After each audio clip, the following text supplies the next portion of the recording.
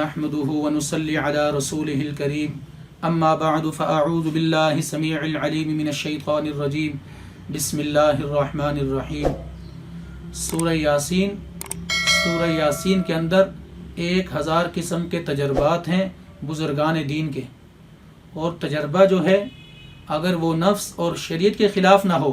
تو وہ معتبر ہے اور عقیدت مندوں کو فائدہ پہنچتا ہے۔ سورہ یاسین جس طرح ہمارا قلب اور دل ہے، اسی طرح سورہ یاسین قرآن شریف کے لیے دل ہے اور قلب ہے سورہ یاسین، اور 24 گھنٹے کے اندر ایک مرتبہ ضرور پڑھنی چاہیے۔ کبھی بھی ایسا نہ ہو کہ 24 گھنٹے گزر جائے اور ہم نے سورہ یاسین نہ پڑھی ہو۔ اس لیے ہر مسلمان کو یہ سورہ یاد ہونی چاہیے، اس کے مفاہیم اور مطلب معلوم ہونے چاہیے،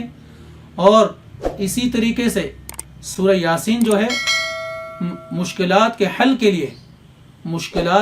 کے لیے رات کو پڑھنا زیادہ مؤثر ہے، اور مرادوں کے ملنے کے لیے صبح فجر کی نماز سے پہلے یا فجر کی نماز کے بعد پڑھنا زیادہ مؤثر ہے۔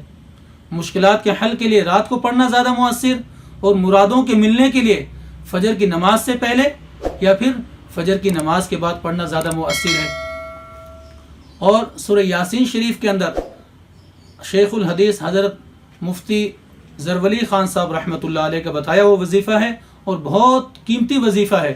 اور وہ وظیفہ یہ ہے، فرمایا کہ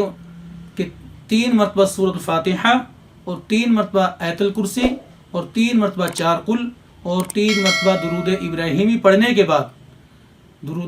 پڑھنے کے بعد ایک کاغذ لے کر، سفید کاغذ، اس کے اوپر اپنی حاجت اور اپنی دعا لکھ لی جائے۔ تو 3 مرتبہ سورۃ الفاتحہ، 3 مرتبہ آیت الکرسی، 3 مرتبہ 4 قل، اور 3 مرتبہ درود ابراہیمی پڑھنے کے بعد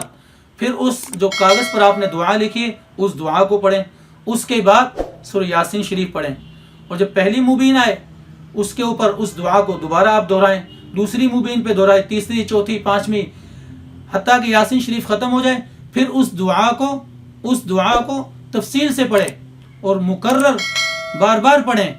تو اللہ رب العزت کی ذات سے امید ہے انشاءاللہ 1 ہفتے کے اندر انشاءاللہ سارے کام اللہ پاک پورے فرما دیں گے۔ اللہ پاک سے دعا ہے کہ اللہ پاک ہمیں ان باتوں پر عمل کی توفیق نصیب فرمائے۔